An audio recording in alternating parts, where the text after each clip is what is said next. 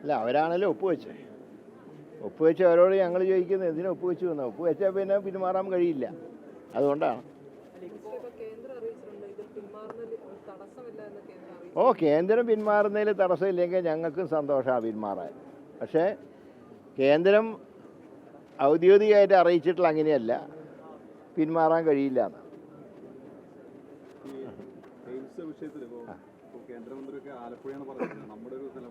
അല്ല, ഞാൻ ഒരു പർട്ടിക്കുലർ സ്ഥലം എന്ന് ഞാൻ പറയുന്നില്ല. ഞങ്ങൾ സ്ഥലങ്ങൾ ചൂണ്ടിക്കാണിച്ചു കൊടുത്തിട്ടുണ്ട്. സർവേ നമ്പർ ഉൾപ്പെടെ ഞങ്ങൾ ഇത്തവണയും കേന്ദ്ര ആരോഗ്യമന്ത്രിയെ സന്ദർശിച്ച് കാര്യങ്ങൾ പറഞ്ഞിട്ടുണ്ട്. അവരെവിടെ സ്ഥാപിക്കാൻ ശ്രമിച്ചാലും ഞങ്ങൾക്ക് സന്തോഷമാണ്. കാരണം പ്രാദേശിക തർക്കത്തിൻ്റെ പേരിൽ എയിംസ് നഷ്ടപ്പെടാൻ പാടില്ല. അതിൽ തുറന്ന സമീപനമാണ് ഗവൺമെൻറ് എടുത്തിട്ടുള്ളത്.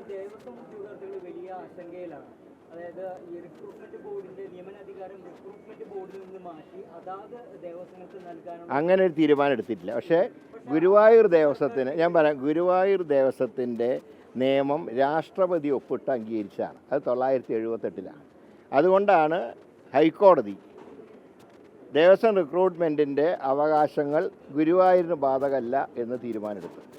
അതിനെതിരായി കഴിഞ്ഞ സർക്കാർ അപ്പീൽ പോയിരുന്നു. ഞങ്ങളെടുത്തിട്ടുള്ള തീരുമാനം, ഇനി സുപ്രീം കോടതിയിൽ അപ്പീലിന് വേണ്ടി കാശ് കളയേണ്ട ആവശ്യമില്ല. 78 രാഷ്ട്രപതി ഒപ്പിട്ട നിയമം നടപ്പാക്കുന്നതിൽ ഞങ്ങൾക്ക് വിരോധമില്ല എന്ന്. ഇല്ല, അത് ഞാൻ പറയാം, ഹൈക്കോടതിയുടെ നിലപാടാണ് ഞാൻ പറഞ്ഞത്. അത് സുപ്രീം കോടതിയിൽ ചോദ്യം ചെയ്യുമ്പോൾ സർക്കാരിന് കാശ് ചെലവിടാൻ നിവൃത്തിയില്ല. അനാവശ്യമായിട്ട് കാശ് ചെലവിടാൻ സർക്കാരിന് വയ്യ. ഞങ്ങൾ പറയുന്നത്, അല്ലെങ്കിൽ എന്തുകൊണ്ട് കഴിഞ്ഞ സർക്കാർ ഇത് ഗുരുവായൂർ ഇങ്ങനെ രാഷ്ട്രപതിയിൽ അംഗീകാരം വാങ്ങിയൊരു നിയമമായതുകൊണ്ട് അത് രാഷ്ട്രപതിക്ക് അയച്ചിട്ട് അംഗീകാരം വാങ്ങിയിട്ട് വേണ്ടേ പ്രസിദ്ധീകരിക്കാൻ. അപ്പോൾ ദേവസ്വം റിക്രൂട്ടിംഗ് ബോർഡിന് ഒരു പ്രവർത്തിക്കാൻ തടസ്സമില്ല. മറ്റ് ദേവസ്വം ബോർഡുകളൊന്നും രാഷ്ട്രപതിയുടെ ഒപ്പ് വാങ്ങി ഉണ്ടാക്കിയ നിയമമല്ല. അത് സംസ്ഥാന സർക്കാർ അന്ന് നേരിട്ട് നടപ്പാക്കിയതാണ്. അതിൽ ദേവസ്വം ബോർഡ് റിക്രൂട്ട്മെൻറ്റ് നടത്തിക്കോട്ടെ. ഞങ്ങൾ ആ ബോർഡിൻ്റെ കാലാവധി കഴിയുന്നവരെ അതിനെ ഞങ്ങൾ ഡിസ്റ്റർബ് ചെയ്യില്ല. അതിൻ്റെ റിപ്പോർട്ട് ശബരിമലയിലെ നെയ്യിൻ്റെ കാര്യത്തിൽ നടന്ന അഴിമതിയെക്കുറിച്ച് ഒരു റിപ്പോർട്ട് എനിക്ക് ഇന്ന് ദേവസ്വം സെക്രട്ടറി രാജമാണിക്ക് എനിക്ക് കൈമാറിയിട്ടുണ്ട്.